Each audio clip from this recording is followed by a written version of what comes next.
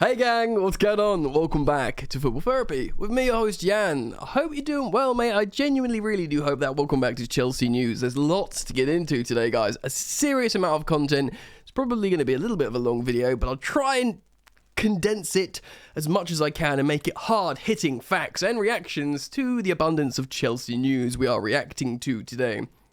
We're using Football.London, the Metro, and the Athletic to talk about lots of things, and indeed Fabrizio Romano's Twitter. We're going to talk about Christopher Vivell, Mason Mount's contract. We're going to talk about João Felix reportedly being an option for Chelsea, the Atletico superstar, Portuguese superstar. Chelsea looking for a new goalkeeper, and Simon Johnson's piece on the Athletic explaining why that is. So, strap yourselves in, pour yourselves a drink. Thank you for dropping a like on the video. Let's see if we can push over 2,000. You can make the difference, dear viewer. Just hit that like button. Sub if you're new, and let's get into it. All right. Starting with Fabrizio Romano, transfer guru. He says this, talking of Christopher Vivell. Chelsea will unveil Christopher Vivell as new technical director, easy for me to say, soon. Chelsea did have a technical director quite successfully in Michael Emenalo. People forget about him. He took a lot of flack at Chelsea, Emenalo, but he also brought in a lot of excellent players. The last good Chelsea was sort of when he was around. He started the Belgium revolution at Chelsea, of course, bringing in the likes of Romelu Lukaku, who, have your own opinions on him, but Belgium's all-time top goal scorer, and, he's scored loads of goals in his career. Thibaut Courtois, excellent goalkeeper. We haven't had one as good as him since. Kevin De Bruyne, Eden Hazard, these Belgians all came to Chelsea. It was an Emenalo revolution, so we have had one successfully. So yes, this was never in doubt. He will be unveiled soon, Vivell, after Joe Shields, Lawrence Stewart, and Paul Winstanley, of course, all been confirmed by Chelsea Football Club. Chelsea also remain in the process to appoint a new sporting director, but it's still not decided, expected to happen in 2023. Now, this is really important. We keep saying here on the channel, and many of you cerebral football fans know, that Chelsea's problems go beyond the manager, go beyond the players.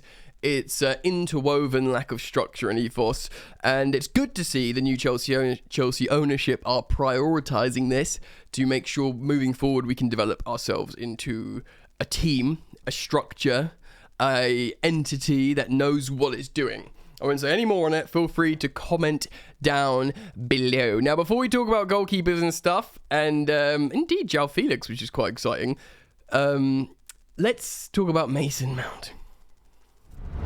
So, he didn't perform very well in England's boring draw against the USA, though USA deserve great credit in terms of their pressing structure. I thought that was quite impressive, as was Christian Pulisic, so always pleasing to see a Chelsea player do well in that sense. Mason Mount wasn't great, but to be honest, England wasn't great. A lot of people are digging out players when really we should be digging out the manager in terms of structure. Now, there's a lot of stuff going around about how Mason Mount has rejected a £200,000 a week offer before going to the World Cup, and this is coming from I'm reading. It comes originally from the Daily Mail and then the Metro. Of course, the report suggests he wants parity with Raheem Sterling on 300k a week. Now, pause. Raheem Sterling is 27, going on 28. Raheem Sterling has won 4 or 5 Premier Leagues. Raheem Sterling has got over 100 Premier League goals. Remember, forwards command more money. They always have. The further you go back on the pitch, the less you get paid. That's just how it goes. Raheem Sterling is like a darling of England. Raheem Sterling is he speaks out against, discrimination and, equal rights. His brand is massive. His pedigree is massive. His production is consistently massive. And his age is in his prime. He's 4 years older than Mount. He's a contract ahead of Mount. That's why he gets paid 300k a week. You could be pissed off with Sterling, he's not scoring the goals for. I still think it's largely systemic. Sterling's a great player. He deserves that money. Now, Mason Mount. Okay, Reece James, 250k a week. He's just signed. No one's got problems with that. World class, best right back in the world, maybe. But like I said, the further you go back, I'm not saying Reece James should be less than Mason Mount. No, I'd be happy for Reece James to be on more. Mason Mount's won Player of the Season 2 years on the trot. he is a model professional. He trains really well and is important to Chelsea and should get paid a lot of money.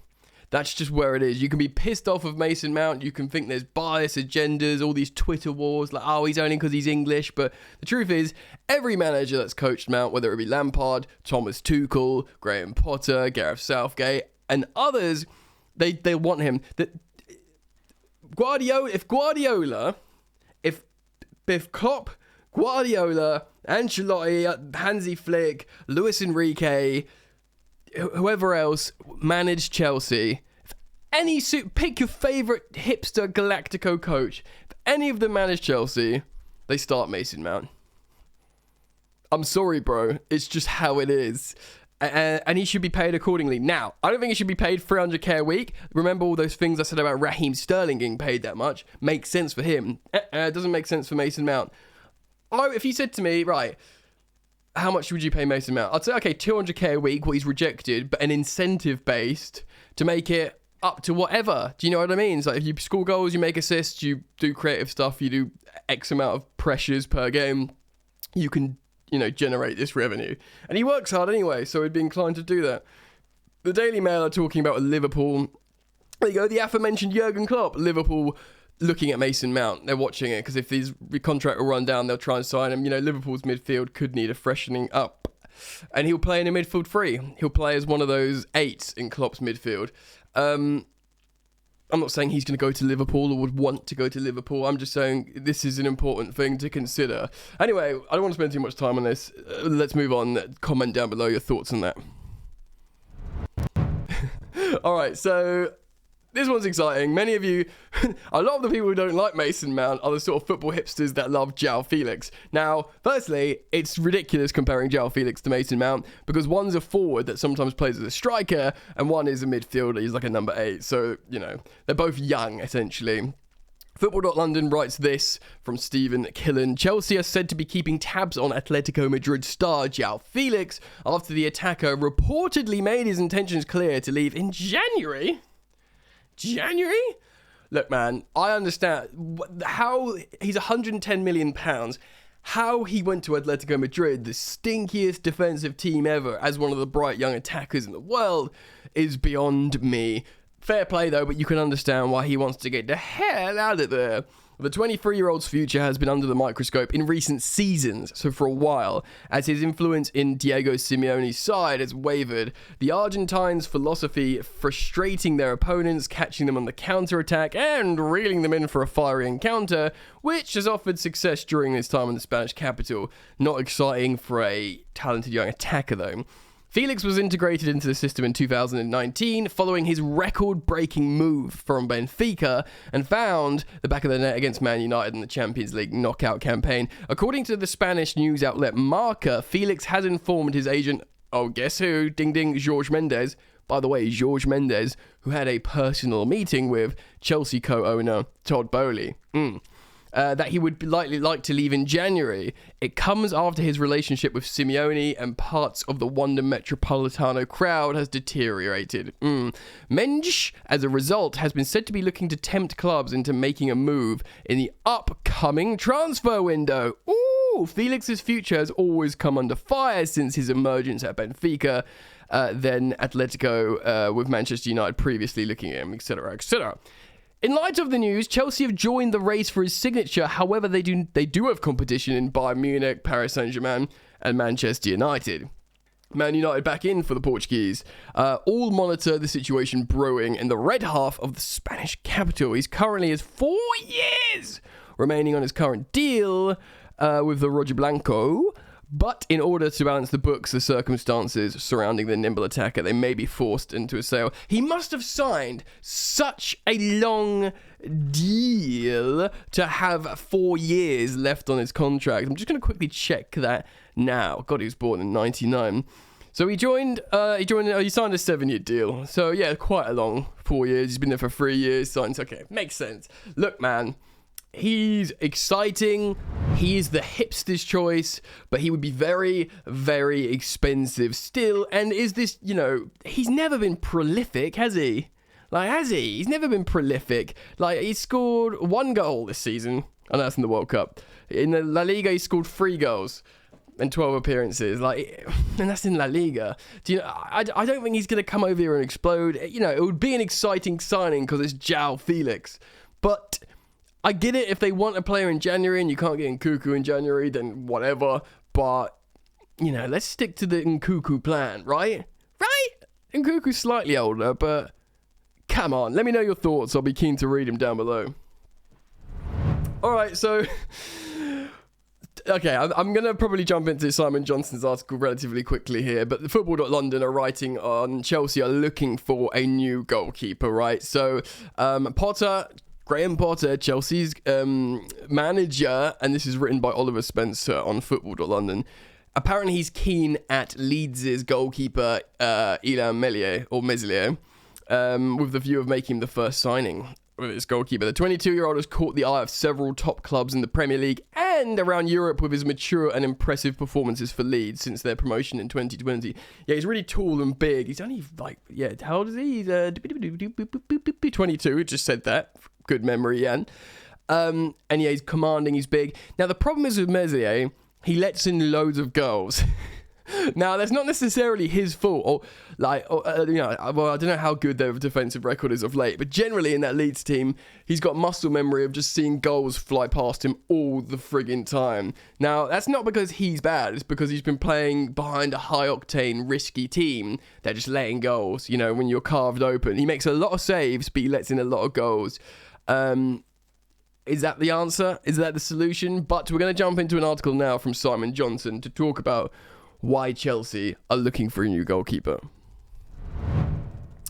Right, Edouard Mendy has to be at his very best to ensure, at his very best to ensure Senegal got their first win. 2 sublime saves against Qatar Friday prevented goals from Ali and Mohamed, sealing a 3-1 victory, but such form is too little too late for Chelsea. Wow. With doubts over Mendy and Kepa as their number 1 for the long term, The Athletic has been told from more than one source connected to the club that they have started looking at potential candidates to replace them as first choice, which means obviously one would have to go. The Todd Boehly Clearlake Consortium, who bought the club in the summer, have already sent out a signal by signing the 18-year-old Gaga Slonina, of course, from Chicago Fire. Slonina has played 43 times in the MLS, so he would surely need to get more experience on loan. Yes, you would not be surprised if Slonina went out on loan to a championship club. Do you know what I mean? 4 years on from the previous World Cup, and Chelsea appear to be back to square one. The club's goalkeeping situation has got to be one of the biggest subplots since that tournament in Russia, of course, you know. Here's a quick recap. Belgium international Thibaut Courtois was named the best goalkeeper in the world at that World Cup, but hadn't agreed terms on a new Chelsea contract. So having gone on strike to force a move, he left Stamford Bridge less 4 weeks after his country defeated England in the 3rd place playoff. Real Madrid capitalised on Chelsea's inability to get an extension finalised, and the fact Courtois had just 12 months left on his deal. They paid £35 million for him, which was a bargain then and looks even more of one now. You say that, Simon, but £35 million for a goalkeeper back then who only had 12 months left in this deal. This is before Alisson, I think, went to Liverpool, and of course before Kepa went to Chelsea for silly money. So £35 million for 12 months left on your deal, who wanted to go, who was literally on strike. I don't think that's bad from Marina Granovskaya. It's like Hazard we ended up getting 160 million euros for Hazard, who had 12 months left in his deal and wanted it, like Courtois wanted to go to Real Madrid. Granted, Hazard didn't go on strike, but Diego Costa went on strike and we got loads of money from him as well. So I don't think it's that bad. Another factor in all this was Liverpool beating Real Madrid and Chelsea to the signing of Alisson for £67 million. People forget that. That's a lot of money. That blew, Kepa was only $5 million more than Alisson. People forget that. I mean, Alisson's an amazing goalkeeper and you'd have him now, but, Kepa was a perfect timing for Alisson. Immediately took the weight off him, like, I'm not the most expensive goalkeeper in the world. So, just after the final, Liverpool got Alisson. So the Brazil international was first choice for both clubs, with Chelsea having already planned with life without Courtois. After missing out on Alisson and only with the new season days away, Chelsea instead spent £71.6 million to get Kepa. A world record fee for a goalkeeper, and of course, just 2 years later, we paid an initial 22 million for Mendy from Ram, which actually is pretty good. 22 million, considering he was like the best goalkeeper in the Champions League, and we won that Champions League. That 22 million looks like a bargain, though. It doesn't make up for the Kepa loss, really, does it? Chelsea didn't want to lose Courtois. He was just 26 then, and for a goalkeeper, that is the sweet spot, isn't it? 26. And he had a key part of our 2 Premier League wins, FA Cup win and League Cup triumphs. However, we were given little choice, of course. No one saw the scenario coming at the beginning of the year. Mendy was highly regarded, not just at Chelsea, but in the game as a whole. His heroics helped Senegal win their first AFCON, of course, and 8 months earlier, he was amazing goalkeeper in the Champions League. And he broke the record, well, Chelsea broke the record for the most clean sheets, in a Champions League win. 9 clean sheets! In the Champions League. That's incredible. And he made some big saves, Mendy. The Chelsea supporters loved him, reacting to the anger when Mendy was left out of the 30 names of the Ballon d'Or. Yeah, I mean, and he lost out to Donnarumma for the Yashin Trophy. Yeah, but that was a blat. It's literally, he only won that because of the Euros, Donnarumma. His high-profile errors in both goals, of course, in Senegal's previous game to Netherlands, definitely was highlighted in the headlines, weren't they? Was seen as more evidence of a loss of confidence. As good as the saves against Qatar were, they came against the lowest ranked team in the competition. One has to feel sympathy for Mendy. I'm going to scroll down a little bit, okay? So it shouldn't be underestimated how unsettling their departures have been, and this is referencing Lollichon and some other staff that have left.